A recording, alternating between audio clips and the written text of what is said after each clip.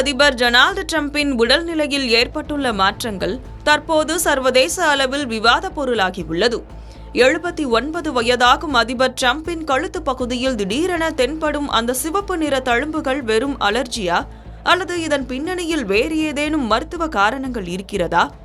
வெள்ளை மாளிகை வெளியிட்டுள்ள அதிகாரப்பூர்வ விளக்கம் என்ன? இது குறித்து விரிவாக பார்க்கலாம்.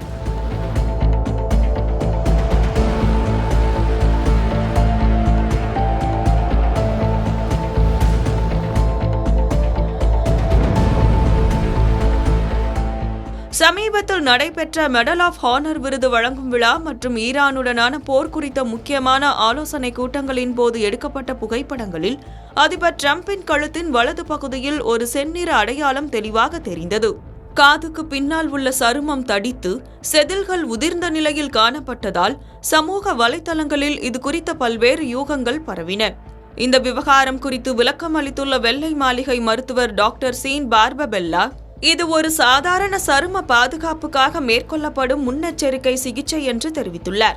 இதற்காக அதிபர் ஒரு பொதுவான கிரீமை பயன்படுத்தி வருவதாகவும், கழுத்து போன்ற மென்மையான சரும பகுதிகளில் இத்தகைய மருந்துகளை பயன்படுத்தும் போது தற்காலிகமாக சிவந்து போவது இயல்பானது என்றும் அவர் தெளிவுபடுத்தியுள்ளார். ஒரு வார கால சிகிச்சைக்கு பிறகு இந்த தழும்புகள் மறைய இன்னும் சில வாரங்கள் ஆகலாம் என்றும் அவர் குறிப்பிட்டுள்ளார். இருப்பினும் அதிபரின் வயது மற்றும் தற்போதைய பணிசுமை காரணமாக அவருக்கு அக்கி போன்ற பாதிப்பு ஏற்பட்டிருக்கலாம் என ஒரு தரப்பினர் கருதுகின்றனர். பொதுவாக அதிக மன அழுத்தம் ஏற்படும் போது இத்தகைய பாதிப்புகள் வருவதுண்டு என்பதால் இந்த சந்தேகம் எழுந்துள்ளது.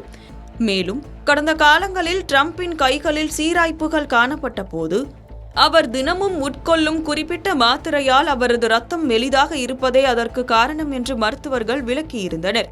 அதேபோல் வயது முதிர்வு காரணமாக கால்களில் ஏற்படும் இரத்த ஓட்ட பாதிப்பால் அவ்வப்போது வீக்கம் ஏற்படுவதும் அவரது மருத்துவ அறிக்கைகளில் ஏற்கனவே குறிப்பிடப்பட்டுள்ளது.